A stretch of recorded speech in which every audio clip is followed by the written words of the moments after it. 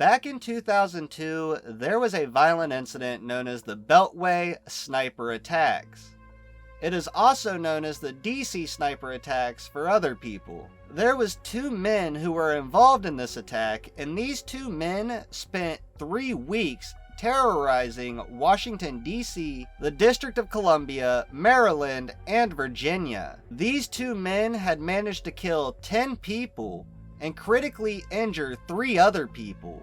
If this story sounds interesting to you, stick around until the end to hear the story of these 2 men.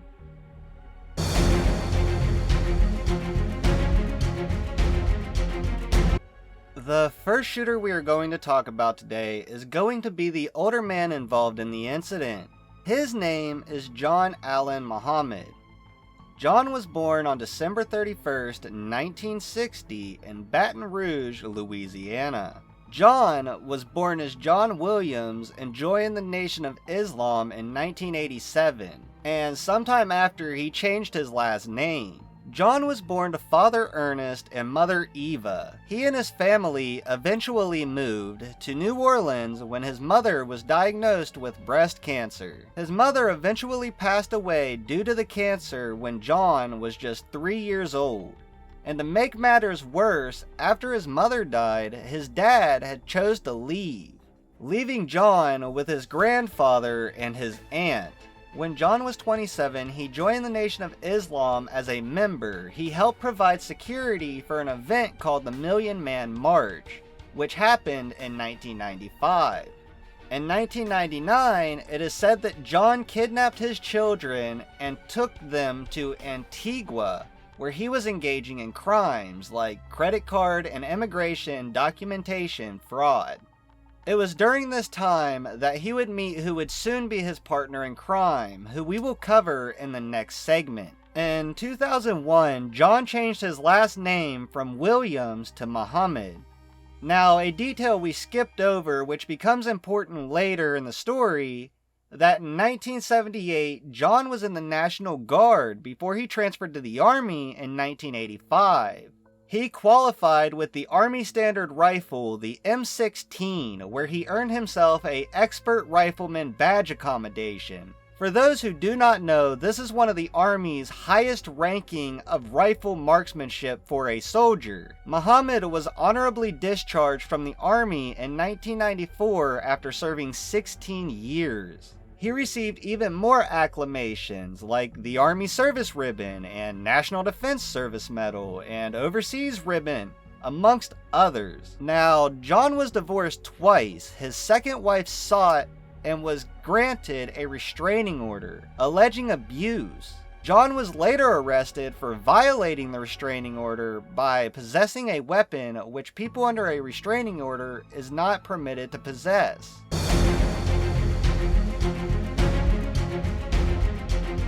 Now let's talk about the second person involved in this crime. The second person's name is Lee Malvo. He was born on February 18th, 1985. At the time of this incident, he was only 17 years old. Lee was born to a father who was a mason and a mother who was a seamstress. They all lived in Jamaica until his mother left the father in 1990 when Lee was only 5 years old. When Lee was 9 years old, he was sent to live with his aunt where he stayed for a year and excelled, even scoring high enough to be in one of the best schools in Jamaica. At 14, Lee was baptized as well as moving to Antigua to be with his mom and attended school there where he had good grades and even won a school award for a 100-meter dash. In 1999, Lee and his mother met John for the first time in Antigua, where Lee's mom and John would become good friends. When Lee's mother left Antigua to go to Fort Myers, Florida, she left Lee with John, with plans of him coming along later. In 2001, Lee and John would arrive in Miami, and in December of that year, Lee and his mother would be arrested by Border Patrol in Washington. In 2002, Lee was released on a bond and lived in a homeless shelter with John in Bellingham, where Lee then enrolled in Bellingham High School with John listed as his father.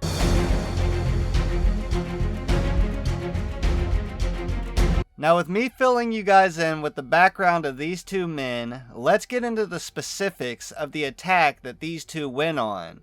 So there is a lot of crimes here, so bear with me, alright?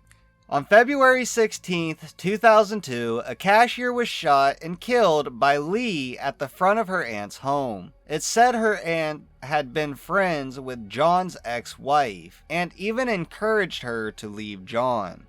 On March 19th, 2002, a 60-year-old man was killed by a shot to the chest from long range while he played golf in Arizona. On August 1st, 2002, a 51-year-old man was changing his tire that Lee had slashed when Lee had shot him in the neck, which did not kill him. To protect himself, he pretended to be dead until the shooters left, where he rushed to a hospital and was released within an hour. They kept going on this spree, shooting another man in September 6 times. This man lived. Another man was shot in September also, and he also lived. In November, they did kill someone as they shot him in the head with a .22 caliber pistol. On the same day that they killed that man, they killed another lady and injured another while robbing the liquor store. Now, these are things that these guys did before they even did an attack in Washington, D.C.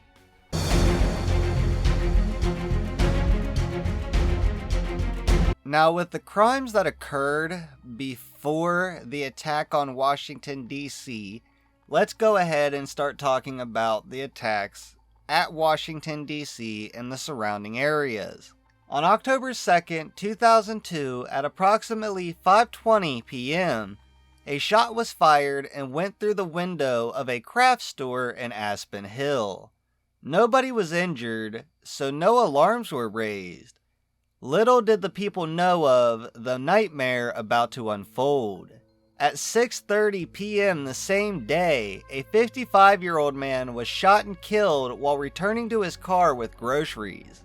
On October 3rd, 4 people were killed within 2 hours, and another was killed later that day in the District of Columbia. At 7:41 a.m., a 39-year-old landscaper was shot and killed. At 8:12 a.m., a 54-year-old taxi driver was shot and killed. At 8:37 a.m., a 34-year-old babysitter and housekeeper was shot and killed.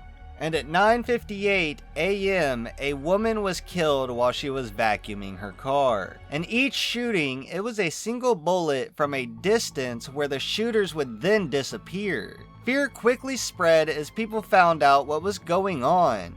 Schools were put on code blue where they wouldn't allow children outside the school. At first, police did not have much in terms of evidence. One person had called in and said they seen a white box truck, while another called and said they saw a blue Chevy Capri.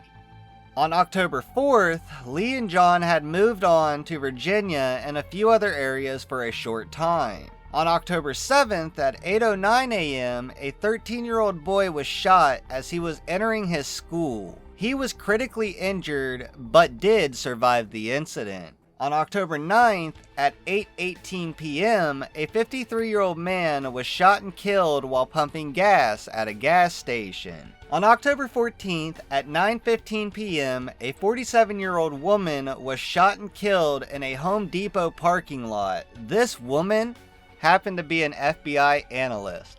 On October 19th, at 8 p.m., a man was shot and injured while walking through a parking lot with his wife, who happened to get someone to call an ambulance and caused her husband to survive.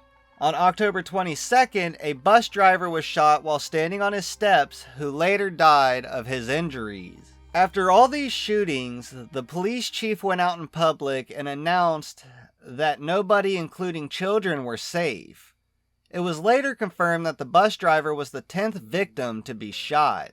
During these attacks, people were rightfully freaking out, not staying outside longer than they had to, even as far as running to get into places that they needed to go, just to have less of an opportunity of getting shot while being out in public. Schools were going as far as canceling field trips and canceling outdoor activities in order to keep the children safe.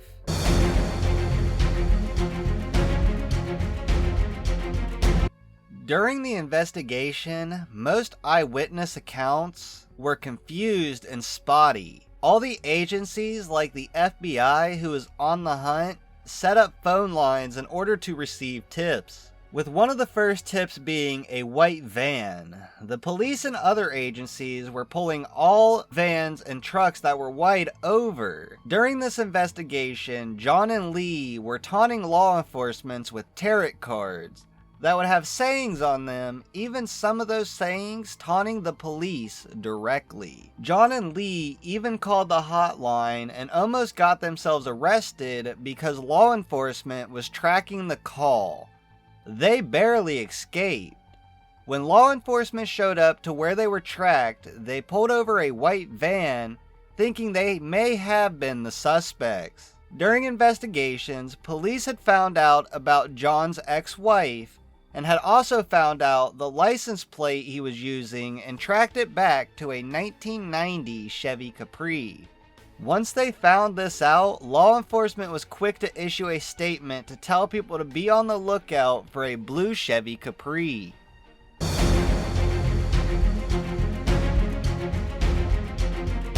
On October 24th at 3:15 a.m., John and Lee were found sleeping in their car at a rest stop near Maryland and was arrested on federal weapon charges. Well, you may ask, how were they able to locate these two at a rest stop? Well, they was tipped off by 2 911 calls from other customers at the rest stop. When Trooper D. Wayne Smith showed up, he was the first to arrive and proceeded to use his unmarked vehicle to block off the exit. As more police arrived, they sealed off the rest area at both entrances and exit ramps. The police even commandeered a truck to seal up the parking lot even more. Once they sealed off all exits, the SWAT team moved in to arrest the two men. In the vehicle, they found a Bushmaster .223 caliber rifle with a bipod. Now, these two men were able to get away with this for so long because they were attacking on the move. They had drilled a hole into the trunk of the car and modified the back seat so someone could lay down and snipe through the hole they had created. I know some of you are wondering what the motive is. Well, the motive that investigators have concluded is that John intended to kill his ex-wife, who he felt took his children away from him. The other shootings that occurred was just to cover up the motive for the true crime that was planned. John figured police would not suspect him if his wife was shot randomly by a serial killer who was already on a killing spree.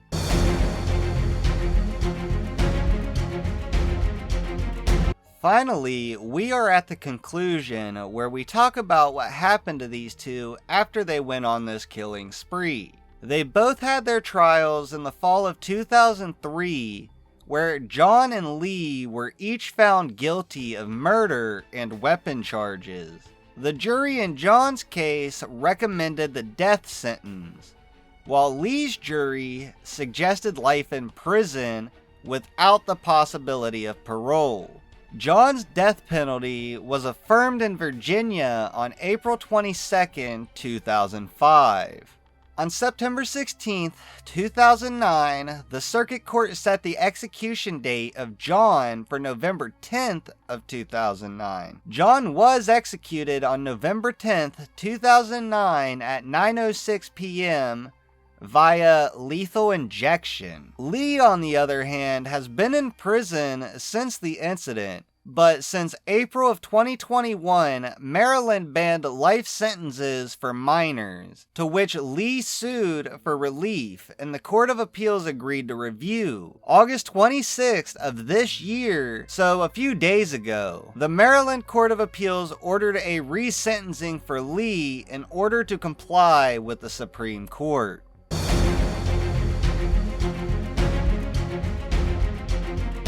So with that, we have reached the end of our coverage of these two men who terrorized a whole city for seemingly no reason. I think these two men are crazy. It's a good thing John was put to death like he did to all his victims. I don't even think that Lee should be retried. But hey, the court system works in weird ways, so I can't say much at all. Let me know what you guys think in the comment section down below. Drop a like if you guys enjoyed this video. Drop a dislike if you guys didn't like this video. Either way it goes, you guys are giving me free publicity, so it works either way. And also, hit that sub button with the notification bell on to be notified whenever I upload another video. I will see you guys in the next one.